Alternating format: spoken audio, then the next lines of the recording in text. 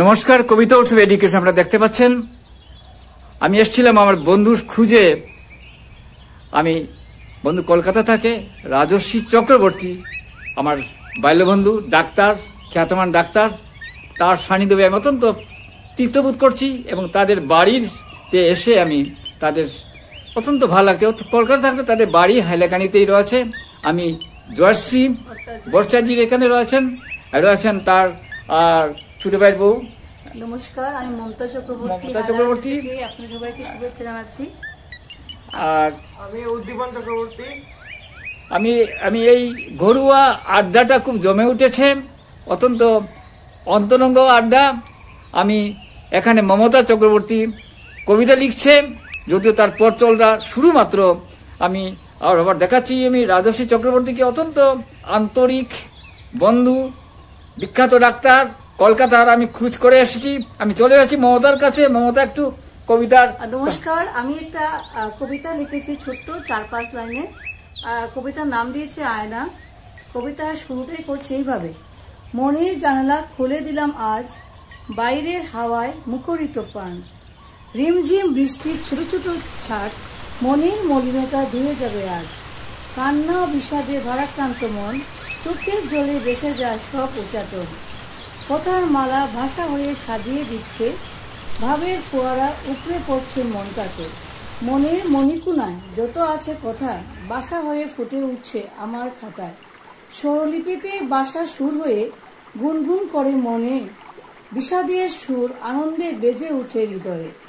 আয়নার প্রতিচ্ছবিতে ভাবের সব রামধনুতে দেখতে পাচ্ছি আমাকে পরিপূর্ণতার সন্তুষ্টিতে। নমস্কার। বাবা, খুব ভালো লাগছে মমতার, অত্যন্ত এগিয়ে যাও। আমার শুভেচ্ছা রইল। আমি চলে যাচ্ছি উদ্দীপনের কাছে। উদ্দীপন, তোমার কিরম লাগে? তুমি ছবি আঁকো? হ্যাঁ, তুমি পড়ো তো? গ্লোবালে পড়ো না কিনা? হ্যাঁ, গ্লোবালে পড়ি। হ্যাঁ, কোন ক্লাসে পড়ো এবার? 11th। তোমার ছবি খুব ভালো লাগে না? হ্যাঁ, বানাতে ভালো লাগে। হ্যাঁ, তুমি আর ডাক্তার হতে চাওনি? ডাক্তার হতে চাও তো? আমি বলেছিলাম তোমার আড্ডাতে, যা করো তুমি কিন্তু মনোযোগ দিয়ে করতে হবে। তোমার ছবি সম্পর্কে কিছু বলবে নাকি? তোমার ছবি সম্পর্কে মানে আমি আর কি দুর্গাপূজার সময় আমি মূর্তি বানিয়ে আমাদের লোকালি আমাদের পাড়ার ক্লাবে আমি দেই। কালী পূজার সময়ও দেই। মানে আমার শক্তি সংঘ পাড়ার ক্লাব, এগুলো আর কি বানাতে আমার ভালো লাগে। আমার উৎসাহ পাই মনে এগুলো বানাতে। কিছু আসলেই মনের মধ্যে প্রতিমা বানানোর জন্য একটা ওর মনে একটা ইচ্ছা জাগে। আর সে নিজের প্রচেষ্টা, কোনো কিছু সাহায্য ছাড়া, কোনো কিছুর মানে না দেখে মনের মধ্যে যে ছবিটা আসে মায়ের, সেটাই সে বানায়। গত 4 বছর চলছে আমার এই বছর নিয়ে। আপনারা আশীর্বাদ করবেন। ওর একটা ইচ্ছে আছে, মানে বড় হয়ে একটু বড় কাঠাম বানিয়েও নিজে একটা পুজো করবে। ঠিক আছে, করবে। আমি আবার চলে যাচ্ছি উদ্দীপনের কাছে। উদ্দীপন, তুমি বলতে থাকো, তোমার কিছু কথা বলতে থাকো, আমরা দর্শক দেখবে। আমার এই যে আমার পুরো ঘরের আমি দেখাচ্ছি উদ্দীপনের ছবি, দেখাচ্ছি দর্শকদের। অত্যন্ত প্রাণবন্ত, অত্যন্ত উদ্যোগী। এই বয়সে তার সম্ভাবনাময় বয়সে তার ছবি আমি দেখাচ্ছি, বাড়ি ময় ছবি। এবং তার জেঠুকে দেখাচ্ছি, জেঠু অত্যন্ত বিদ্যজন। জর্সিকে দেখাচ্ছি। আর ছবি কোথায় আছে দেখাচ্ছি, এই যে ছবি আমি দেখাচ্ছি। কবিতা উৎসব এডুকেশন অনুষ্ঠান আমরা দেখতে পাচ্ছেন পথ চলতি নোটবুকে দেখাচ্ছি। হ্যাঁ, বলুন আপনি বলুন। নমস্কার, আমি জয়শ্রী ভট্টাচার্য। এটা আমার বাবার বাড়ি। আমি হাইলাকান্দিতে আমার বাবার বাড়ি। আমি এখানে এসেছি কালকে। আমি শিলচরে থাকি। তো আমার দাদা, মেজ দাদা, ওর বন্ধু আমার দা, উনি আমাদের হাইলাকান্দির বিশেষ গর্ব। উনি খুব ভালো সাহিত্যিক, কবি, অনেক কিছুই। আমি এতটা জানি না ওনার সম্পর্কে, আপনারা সবাই জানেন। তো আজকে আমাদের খুব ভালো লাগছে, উনি এসেছেন আমাদের বাড়িতে, অনেক ভালো কথা বলছেন, শুনে খুবই ভালো লাগছে। তো আমি তো কবিতা কিছু লিখিও না, আবৃত্তিও করতে পারি না। আমি দুলাই আস্তে আস্তে রবীন্দ্রসঙ্গীত। বলুন। আমি আমার অত্যন্ত ঋদ্ধ হবো আমি। রবীন্দ্রনাথ ছাড়া কিছু হতেই পারে না। বলুন।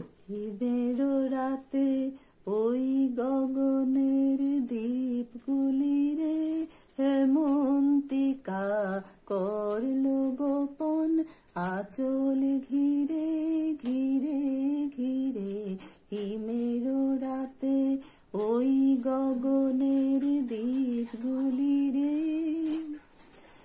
পিপলিকায় জ্বালালো জ্বালালো আপন আলো সাজালোর ধরিত্রী রে, হিমের রাতে ওই গগনের দ্বীপগুলি রে, হেমন্তিকা করলো গোপন আঁচল ঘিরে ঘিরে ঘিরে, হিমের রাতে ওই গগনের দ্বীপগুলি রে।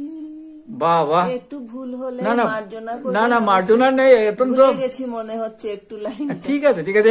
রবীন্দ্রনাথ আমাদের হ্যাঁ, সমুদ্র, আমি বন্ধুর কাছে চলে যাচ্ছি। বন্ধু একটুখানি পংক্তি বা কথা বলে আমি আরো বেশি উপকৃত হব, ঋদ্ধ হব।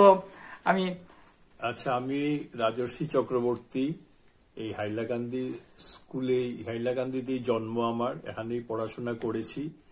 আশুতোষ দাস আমার খুব ভালো বন্ধু, আমরা একসাথে স্কুলে পড়াশোনা করেছি।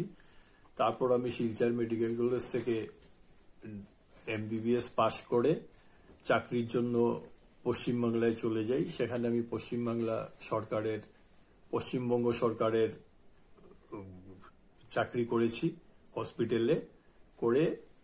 এখন আপাতত রিটায়ার করে আমি কলকাতায় সেটেলড হয়েছি। কিন্তু আমার এই হাইলাকান্দির প্রতি আমার জন্মভূমি, আমার বন্ধু বান্ধব আত্মীয় স্বজন সবাই এখানেই থাকেন বেশিরভাগ, যার জন্য আমি এখানে সবসময় একটু আসার চেষ্টা করি। আর এলেই ওদের সাথে আমার দেখা সাক্ষাৎ হয়। এবার আমি এসছি জেনে আশু আমার সাথে দেখা করতে এসছে, তো এসে এখানে একটা আমাদের আড্ডাও হয়েছে, খুব ভালোই লাগলো।